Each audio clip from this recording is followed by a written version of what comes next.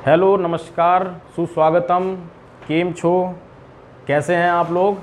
मैं प्रमांशु आपका आपके अपने चैनल सक्सेस मेनिया में स्वागत करता हूं। जैसा कि आप जानते हैं, मिडविल हिस्ट्री को मैंने स्टार्ट कराया था। उसमें हम काफ़ी टॉपिकों को कवर कर चुके थे, जैसे मोहम्मद बिन कासिम, महमूद गजनवी, मोहम्मद गौरी, फिर दिल्ली सल्तनत की स्थापना करी थी, कुतुबुद्दीन ऐबक उसमें स्टार्ट कराया था।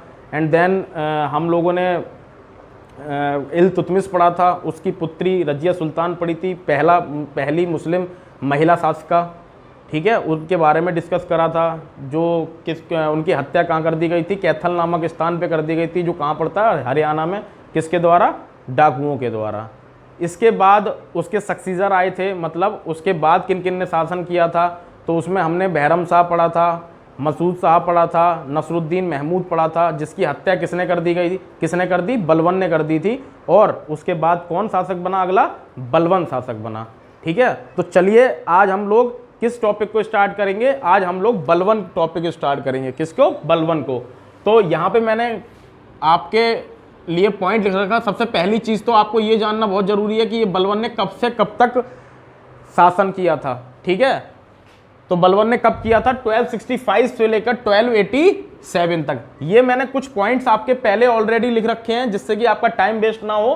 तो हम लोग आज सिर्फ इसी पॉइंट को डिस्कस करेंगे और हम इसमें पूरा बलबन के टॉपिक को कवर करेंगे। इन पॉइंटों को डिस्कस करने के बाद आपके किसी भी टाइप के क्वेश्चन नहीं मिस होंगे और हर एक क्वेश्चन आपके सॉल्व होंगे। तो चलिए स्टार्ट करते हैं। सबसे पहला मैंने लिख रखा है जमालुद्दीन। सिर्फ मैंने एक वर्ड लिख रखा है, जमालुद्दीन। जमालुद्दीन का मतलब क्या है? चलिए आइए समझते हैं। बचपन में बलबन को मंगोल उठाकर ले जाया गया था। जब वो छोटा था, उसमें एक बसरा मंगोल उठाकर ले जाया गया था। उसमें एक बसरा के एक ख्वाजा थे, जिसका नाम था जमालुद्दीन। ठीक है, जिनका नाम था जमालुद्दीन। उन्होंने उसको खरीद लिया था। दोबारा सुनिए। बचपन में बलबन को मंगोल उठाकर ले जाया गया था, जहां एक बसरा नामक जगह थी, उसमें एक ख्वाजा रहते थे, जिसका नाम क्या था? जमालुद्दीन। उन्होंने उसे खरीद लिया था। जमालुद्दीन उसको कहां ले आए थे? दिल्ली ले आए थे। कहां ले आए थे? दिल्ली ले आए थे। ठीक है, अब अगला मैंने पॉइंट लिख रखा है ग्वालियर विजय। क्या लिख रखा है? ग्वालियर विजय और खासदार का पद सौंपा। ग्वालियर विजय और खासदार का पद सौंपा। ग्वालियर विजय यहां पे मैंने इसलिए लिख रखा है क्योंकि बलबन को ग्वालियर, जब इल्तुतमिश ने ग्वालियर पर विजय करी थी, वहां से बलबन को खरीदा था। ठीक है, खरीदा था। उसके साहस को देखकर, उसकी प्रतिष्ठा को देखकर इल्तुतमिश के द्वारा एक कौन सा पद दिया गया? खासदार का पद सौंपा। ठीक है, मतलब बलबन कहां से दिल्ली सल्तनत में एंट्री करता है? ग्वालियर विजय पे। मतलब जब इल्तुतमिश ने ग्वालियर विजय करी थी, उसी दौरान बलबन को खरीदा था। उसकी सच्ची निष्ठा और साहस को देखते हुए उन्होंने, इल्तुतमिश ने एक पद दिया, जिसका नाम क्या था? खासदार का पद। किस नाम से पद दिया? खासदार का पद। अब इल्तुतमिश के बाद हमने देखा था कौन शासिका बनी थी? रजिया सुल्तान। कौन बनी थी? रजिया सुल्तान। तो अब आपसे कभी कभी ये भी क्वेश्चन पूछ सकता है। ये थोड़ा सा डीपली क्वेश्चन है, इसीलिए मैंने यहाँ पे पॉइंट को डिस्कस करा है। एक हम लोगों ने स्टार्टिंग से लेकर चलेंगे और उसके एंड तक चलेंगे, जब तक वो मर नहीं जाता, या मरने तक उसके पूरे पॉइंटों को डिस्कस करेंगे। अब हम लोगों ने इल्तुतमिश तक डिस्कस करा, उसके बाद शासिका कौन बनी थी? रजिया सुल्तान। तो अगर कोई जना आपसे ये पूछ ले, या फिर किसी भी एग्जाम में आपसे ये क्वेश्चन पूछ लिया जाए कि रजिया सुल्तान के समय बलबन का क्या पद था, तो रजिया सुल्तान के समय बलबन का जो पद था वो था अमीर ए शिकार। कौन सा पद था? अमीर ए शिकार। रजिया सुल्तान के समय बलबन का कौन सा पद था? अमीर ए शिकार। ठीक है, अब मैंने कल आपको बताया था रजिया सुल्तान के बाद, या मैंने इससे प्रीवियस लेक्चर में आपको बताया था, रजिया के बाद कौन शासक बना था? बहरम शाह। कौन शासक बना था?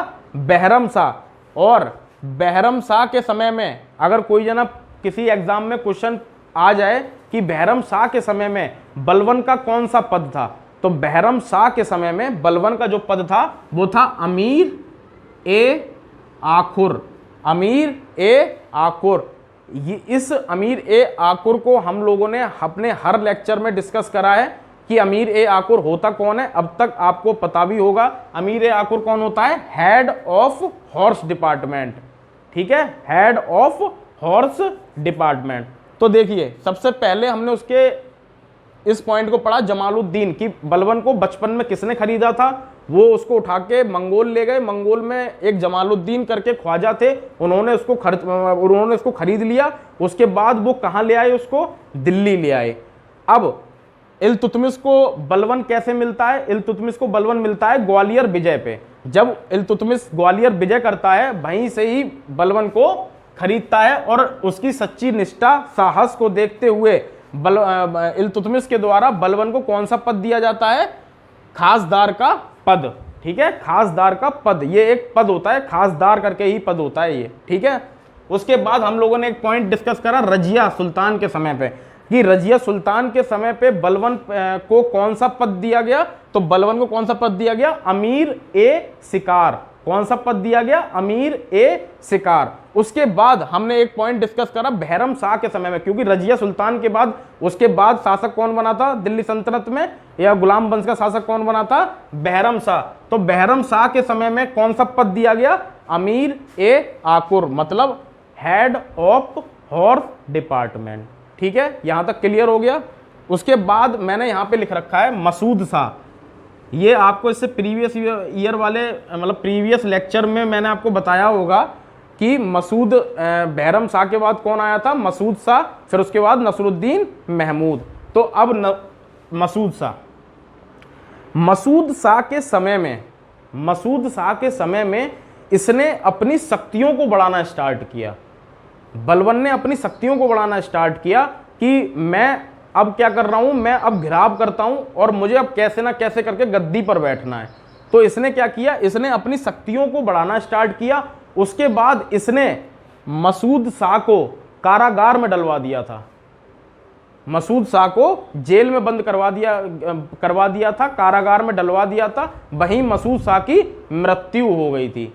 किसकी मृत्यु हो गई थी? मसूद शाह की। मसूद शाह की मृत्यु कैसे हुई? बलबन के द्वारा उसको कारागार में डलवा दिया गया और वहीं पे ही उसकी मृत्यु हो गई। अब उसकी मृत्यु के बाद अगला शासक कौन बना था? अगला शासक बना था नसरुद्दीन महमूद। अगला शासक कौन बना था? नसरुद्दीन महमूद। देखिए जैसे मैंने आपको प्रीवियस लेक्चर में मैंने आपको ये पढ़ाया था कि नसरुद्दीन महमूद की हत्या किसके द्वारा कर दी गई थी? बलबन के द्वारा कर दी गई थी। लेकिन कहीं कहीं किताब में यह भी लिखा हुआ है कि नसरुद्दीन महमूद जो शासक मतलब राजा था वो एक बहुत शांत प्रिय राजा था। वो कुरान पढ़ता था खाली समय पे और बहुत ही ज़्यादा अपनी प्रजा का ध्यान रखता था। ठीक है, और ये भी लिखा गया है कि नसरुद्दीन महमूद ने अपनी पुत्री का विवाह किसके द्वारा करा गया था? किसके संग कराया था? बलबन के साथ। किसके साथ कराया था? बलबन के साथ। और उसने नसरुद्दीन महमूद ने अपने सब राजपाट को किसके हाथों में सौंप दिया? बलबन के हाथों में सौंप दिया। और नसरुद्दीन के महमूद के द्वारा बलबन को एक उपाधि दी गई या एक नाम दिया गया। उसको क्या नाम दिया गया? उल्ग खां। क्या नाम दिया गया? उल्ग खां। तो कभी कभी क्वेश्चन ये भी पुट हो जाता है कि बलबन को किस दूसरे नाम से जाना जाता है? तो इसका आंसर क्या होगा? उल्ग खां के नाम से जाना जाता है, जो किसके द्वारा दिया गया था? नसरुद्दीन महमूद के द्वारा दिया गया था। बट आप इसके बाद लेक्चर में पढ़ेंगे एक मोरक्को से एक बाहर का एक आदमी आया था जिसका नाम था इब्न बतूता। क्या नाम था? Ibn Battuta. उसने अपनी एक बुक लिखी थी रहेला। क्या बुक लिखी थी? रहेला। उसमें उसने ये व्याख्या या ये लिखा है कि नसरुद्दीन महमूद की हत्या किसके द्वारा कर दी गई थी? बलबन के द्वारा कर दी गई थी। इसीलिए ये कहा जाता है, इसीलिए मैंने आपको दोनों टॉप पॉइंटों को डिस्कस कर दिया कि कहीं कहीं आपको ये लिखा हुआ मिलेगा कि नसरुद्दीन महमूद ने अपने सब राजपाट को सौंप के किसको सौंप दिया, बलबन को सौंप दिया, और अपनी पुत्री का क्या किया, इसके साथ विवाह किया। लेकिन मैंने आपको यह भी बता दिया कहाँ ये चीज लिखी मिलेगी कि बलबन के द्वारा नसरुद्दीन महमूद की हत्या कर दी गई थी और बलबन अगला गुलाम वंश का राजा बना था। तो वो कहाँ मिलेगी, इब्न बतूता ने अपनी एक किताब थी रेहला नाम की किताब, उसने यहाँ को देखते हुए बनाई थी या लिखी गई थी, उसमें उसने व्याख्या की है कि नसरुद्दीन महमूद की हत्या बलबन के द्वारा कर दी गई। ठीक है, तो ये वाला पॉइंट आपको आई होप मतलब क्लियर हो गया होगा। तो अब इसके बाद मैंने ये पॉइंट लिखा है चालीसा दल खत्म। चालीसा दल खत्म मतलब तुर्कान चहलगानी को खत्म करा गया। देखिए इससे ये बहुत ही ज़्यादा दिमाग वाला और बहुत ही ज़्यादा स्ट्रिक्ट शासक था या राजा था। तो इसने देखा कि मेरे प्रजा में जब मैं मंत्रिमंडल बुलाता हूँ उसमें प्रायोरिटी किनके हाथ में रहती है, प्रायोरिटी तुर्कान चहलगान के लोगों के हाथ में रहती है। ठीक है, और इनका हर बात या हर डिसीजन जो होता है वो इनका एक समक्ष डिसीजन होता है और अपोज डिसीजन होता है। तो इसने एक डिसीजन लिया कि ये लोग ऐसे सत्ता में हस्तक्षेप करते रहेंगे, एंटर करते रहेंगे और अपने अपने डिसीजन को मनवाते रहेंगे। तो इसने सबसे जो बड़ा डिसीजन लिया, इसने तुर्कान चहलगान को क्या करा, समाप्त कर दिया। इसने क्या किया, तुर्कान चहलगान को समाप्त कर दिया। तो क्या हुआ, अब आपसे कोई जना ये भी पूछ सकता है कि तुर्कान चहलगान को स्टार्ट किसने किया था, तो इल्तुतमिश के द्वारा स्टार्ट हुआ था। तुर्कान चहलगान को खत्म किसने किया, तो बलबन के द्वारा खत्म हुआ या बलबन के द्वारा तुर्कान चहलगान खत्म किया गया। ठीक है, क्लियर हो गया होगा। अब अगला पॉइंट, सुल्तान ना होते हुए भी सुल्तान की छत्र धारण करना। सुल्तान ना होते हुए भी सुल्तान की छत्र धारण करना। मैंने आपको इससे प्रीवियस लेक्चर में बताया था कि सुल्तान पद कैसे मिलता है। इनके एक इस्लामिक होली प्लेसेस होती है, मतलब एक इनका धार्मिक स्थल होता है, उसमें एक धार्मिक लीडर होता है, स्पिरिचुअल लीडर होता है, उसके द्वारा एक तामपत्र दिया जाता है और जो स्पिरिचुअल लीडर होता है उसको क्या कहा जाता है, कैलिफ कहा जाता है और खलीफा कहा जाता है। तो उसके द्वारा एक तामपत्र या फिर एक सर्टिफिकेट दिया जाता है। वो तामपत्र किस चीज का बना होता है, वो कॉपर का बना होता है, तांबे का बना होता है, और किस आकार में होता है, पीपल के पत्ते के आकार में। ठीक है, जैसे भारत रत्न दिया जाता है। तो ये तामपत्र उसको मिलता है। उसी के बाद लोग क्या है, अपने आप को सुल्तान कहला सकते हैं या सुल्तान कह सकते हैं।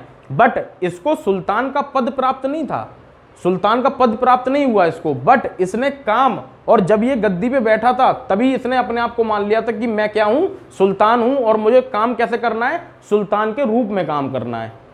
ठीक है, क्योंकि इसका मानना था कि, और इसका मानना क्या, आप मतलब कुरानों में लिखा जाता है उसमें सुल्तान के पद को जो लिखा जाता है उसका मीनिंग ये होता है ईश्वर, कि ईश्वर ने तुम्हें खुद बनाया है, ईश्वर ने तुम्हें खुद बनाया है।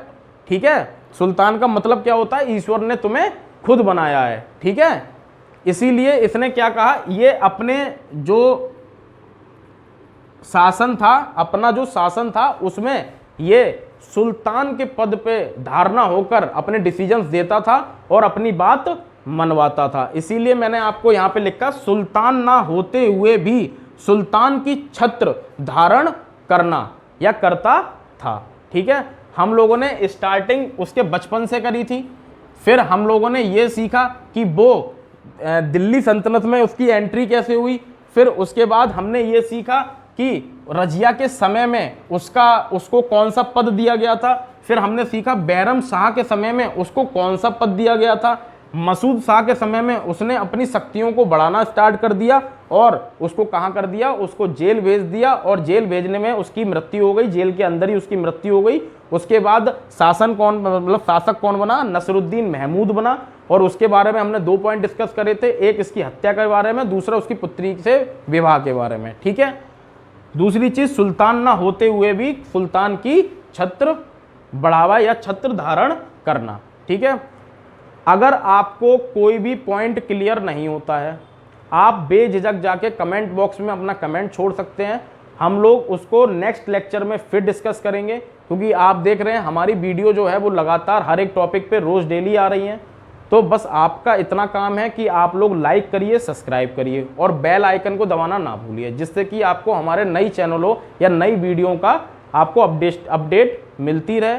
और अगर किसी भी प्रकार की कोई भी दिक्कत हो रही है, किसी टॉपिक में हो रही है, तो हम लोग उस टॉपिक को दोबारा भी डिस्कस करेंगे, ठीक है ना। आप सिर्फ आपका काम इतना है, अगर आपको लग रहा है ये पॉइंट मुझे समझ में नहीं आया, आप अपने कमेंट बॉक्स में उस पॉइंट को आप लिख दीजिए कि मुझे ये पॉइंट डिस्कस नहीं है, मतलब समझ में नहीं आया। तो हमारा जो नेक्स्ट लेक्चर होगा उसमें सबसे पहले हम उस पॉइंट को डिस्कस करेंगे जिसमें आपको दिक्कत हुई है, उसके बाद हम कोई टॉपिक स्टार्ट करेंगे, ठीक है ना। सिर्फ आपका इतना काम है, लाइक, सब्सक्राइब एंड शेयर और बेल आइकन को दबाना, ठीक है। चलिए दोबारा लेक्चर पे आइए। अब मैंने अगला पॉइंट जो लिखा हुआ है वो लिखा हुआ है रक्त व लोह नीति, iron and blood policy, iron and blood policy. इसके द्वारा, बलवन के द्वारा क्या किया गया, आयरन और ब्लड पॉलिसी को भी लागू किया गया। मतलब सख्त रूल, शासन करना है, अपने रूल को मनवाना, रथलेस रूल, ठीक है। तो इसने क्या किया, इसने अपने शासन में रक्त व लोह नीति को भी, अपना लोह नीति को भी लागू करवाया। और इसने ऐसा क्यों करवाया, इसने ऐसा इसलिए करवाया जिससे कि इसके शासन काल में सब लोग इससे डरें और इसकी बात माने, इसका कोई भी अपोज ना करे, ठीक है। ये कहा जाता है, ये रूल को, low blood and iron policy को जर्मनी में भी लागू किया गया था। जो आपने सुना है ना, जर्मनी का एकीकरण करा किसने, बिस्मार्क ने, तो उसने भी इसलिए इस नीति को लागू किया था, ठीक है ना। उसके बाद मैंने आपको एक चीज बताई, यहां पे लिखा हुआ है जिल्ले इलाही। क्या लिखा हुआ है, जिल्ले इलाही। जिल्ले इलाही का मतलब होता है शैडो ऑफ गॉड, भगवान की परछाई। ये अपने आप को भगवान की परछाई मानता था। किसकी परछाई मानता था, भगवान की परछाई मानता था। इसीलिए इसने कौन सी उपाधि अपनाई थी, जिल्ले इलाही। इसने अपनी कौन सी उपाधि अपनाई थी, जिल्ले इलाही, ठीक है। इसका अगर आपसे कोई जना पूछे जिल्ले इलाही का मतलब क्या होता है, जिल्ले इलाही का मतलब होता है शैडो ऑफ गॉड। मतलब इसका मतलब क्या होता है,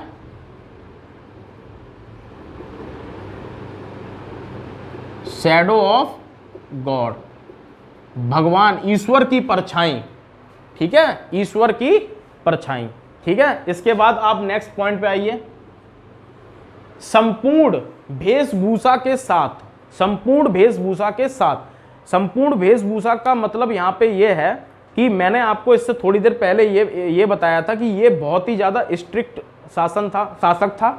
ये जब अपना दरबार में एंट्री होता था या इसका दरबार लगता था तो ये संपूर्ण वेशभूषा के साथ एंट्री होता था। मतलब संपूर्ण वेशभूषा के साथ ये अपने कुर्सी पर बैठता था और इसकी दरबार में किसी को भी बोलने या हंसने की भी इजाज़त नहीं थी। बिल्कुल keep silent, pin of silent रहता था इसके दरबार में, और ये सिर्फ अपने विचार विमर्श देता था।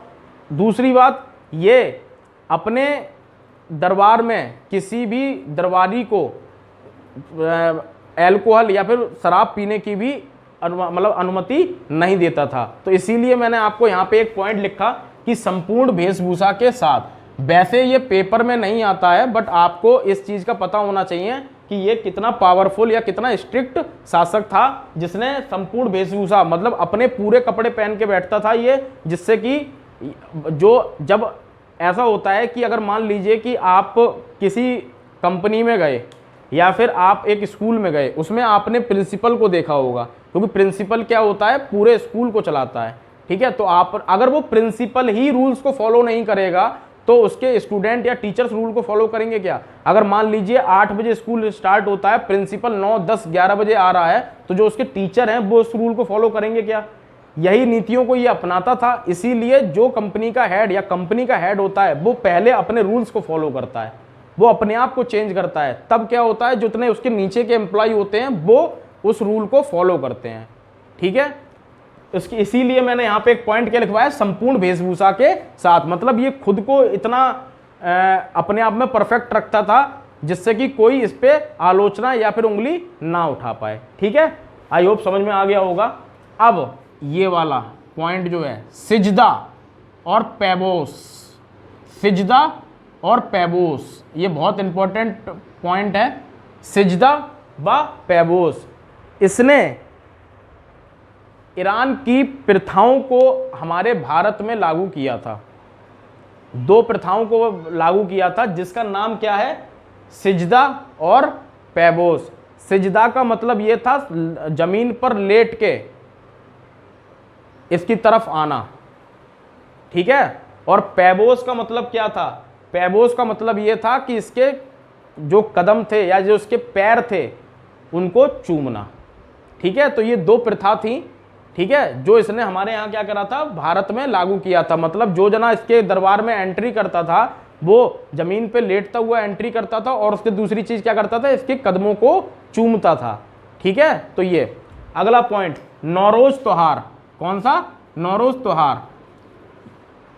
ये क्या था, ये न्यू ईयर ऑफ पर्सिया था, ठीक है। ये न्यू ईयर ऑफ पर्सिया था जो ये अपने हर साल पर्सिया के न्यू ईयर को बहुत धूमधाम से मनाता था, जिसका नाम क्या था, नौरोज था। और वो हमारे भारत में धूमधाम से मनवाता था। मतलब इस दिन बहुत ही ज्यादा त्योहार मनाया जाता था, इसीलिए ये क्या करता था, नौरोज त्योहार को हमारे भारत में मनाता था। और नौरोज त्योहार कहाँ का त्योहार है, न्यू ईयर ऑफ पर्सिया, मतलब पर्सिया का नया साल, ठीक है ना, इस चीज को। अब अगला पॉइंट, दीवान ए अरिज।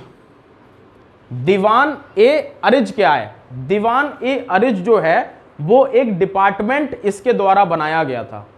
क्या बनाया गया था, एक डिपार्टमेंट इसके द्वारा बनाया गया था जिसका नाम क्या था, दीवान ए अरिज, ठीक है, दीवान ए अरिज।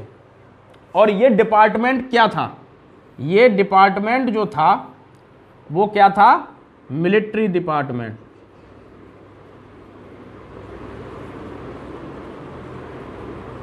ये क्या था, मिलिट्री डिपार्टमेंट। ये नीचे साइड वाला दिख रहा है आपको, ये क्या था, मिलिट्री डिपार्टमेंट। अगर नहीं दिख रहा थोड़ा सा ऊपर लिख दे रहा हूं मैं, दीवान ए अरिज क्या था, मिलिट्री डिपार्टमेंट,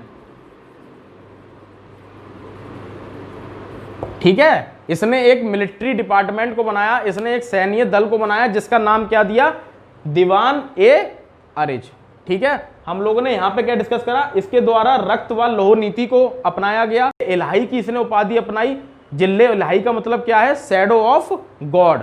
इसके बाद संपूर्ण वेशभूषा, प्रिंसिपल वाला मैंने एग्जाम्पल दिया, कंपनी ऑनर वाला एग्जाम्पल दिया। आप उससे समझ सकते हैं कि जब कंपनी का ऑनर या प्रिंसिपल ही रूल्स में नहीं रहेगा तो उसके नीचे वाले लोग कैसे रूल्स में रहेंगे, ठीक है। उसके बाद सिजदा व पैबोस, इसके द्वारा 2 प्रथाओं को अपनाया गया, जो कि क्या था, जमीन पे लेटते हुए आना, दूसरा इसके पैरों को चूमना, ठीक है, सिजदा व पैबोस। उसके बाद नौरोज त्योहार, न्यू ईयर ऑफ पर्सिया, इसके द्वारा नौरोज त्योहार को हमारे भारत में मनवाया गया, जो कि क्या था, न्यू ईयर ऑफ पर्सिया, ठीक है। जैसे हम आज के टाइम पे न्यू ईयर बनाते हैं ना, वैसे ही उस टाइम पे सेलिब्रेट करवाता था। उसके बाद मैंने आपको पढ़ाया दीवान ए अरिज, क्या, दीवान ए अरिज। इसके द्वारा एक डिपार्टमेंट, नए विभाग की स्थापना की गई, जो क्या था, मिलिट्री डिपार्टमेंट था, ठीक है ना, सैन्य दल था, ठीक है। इसके द्वारा किसकी स्थापना करी गई, एक मिलिट्री डिपार्टमेंट की स्थापना की गई, उसका नाम क्या था, दीवान ए अरिज, ठीक है। अब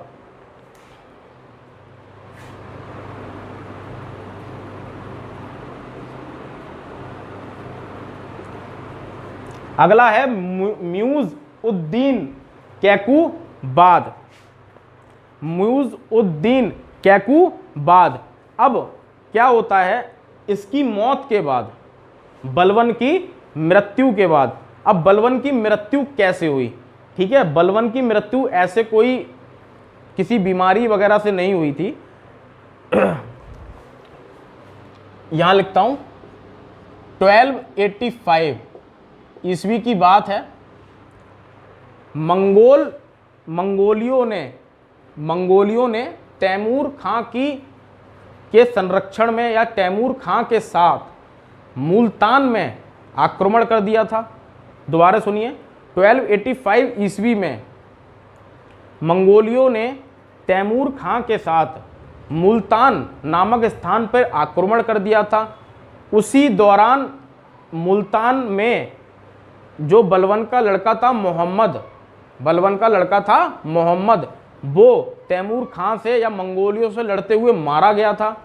इसी चीज़ का सदमा बलवन को लगा था, अपने बेटे की मौत का सदमा उसको इस हिसाब से लग गया था। उसके बाद क्या हुआ, बलवन की मृत्यु हो गई, मतलब अगली साल तक बलवन की मृत्यु हो गई थी। जैसे ही बलवन की मृत्यु होती है, गुलाम वंश का पतन स्टार्ट हो जाता है, मतलब बिल्कुल डाउनफॉल स्टार्ट हो जाता है, क्योंकि इसके बाद कोई पावरफुल शासक नहीं आता है।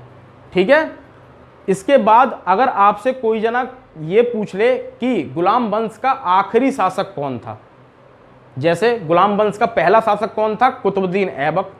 अगर कोई जना आपसे ये पूछ ले गुलाम वंश का आखिरी शासक कौन था, तो गुलाम वंश का आखिरी शासक कौन था, म्यूज उद्दीन कैकूबाद। कौन था, म्यूज उद्दीन कैकूबाद। आप कैकूबाद से याद रख सकते हैं। गुलाम वंश का आखिरी शासक कौन था, कैकूबाद। इसके बाद गुलाम वंश का पतन स्टार्ट हो गया। उसके बाद कौन सा वंश आया, खिलजी वंश आया, जिसको हम पढ़ेंगे नेक्स्ट लेक्चर में। उसमें हम अलाउद्दीन खिलजी, जलालुद्दीन खिलजी के बारे में पढ़ेंगे। ठीक है, और ऐसे ही हम इस तरीके से ही रोज डेली हम अपने दिल्ली सल्तनत को ख़त्म करेंगे। बस आपका इतना फ़र्ज बनता है कि आप इस चैनल को लाइक करिए, सब्सक्राइब करिए और ज़्यादा से ज़्यादा शेयर करिए। बेल आइकन को आप दबाना ना भूलिए, जिससे आपको हर एक लेक्चर का अपडेट मिलता रहे। और जितने ज़्यादा आप इस चैनल को देखेंगे या जितने ज़्यादा से ज़्यादा आप लोग इस चैनल से जुड़ेंगे, तो हमारा भी फ़र्ज उतना बनेगा कि हम लोग रोज़ डेली आपके लिए नई नई वीडियो लेके आएँ, अच्छा कंटेंट लेके आएँ, बिल्कुल फ्री ऑफ कॉस्ट लेके आएँ। बस इसीलिए, और हम लोग यहाँ पे नीचे टेलीग्राम लिंक भी देते हैं। आप उस लिंक पे क्लिक करके आप हमारे टेलीग्राम लिंक या टेलीग्राम चैनल पे भी ज्वाइन हो सकते हैं, जिससे उसमें भी हम लोग रोज़ डेली PDF या फिर नोट्स को अपलोड कर रहे हैं। ठीक है, नमस्कार, टेक केयर, सुरक्षित रहिए, घर रहिए।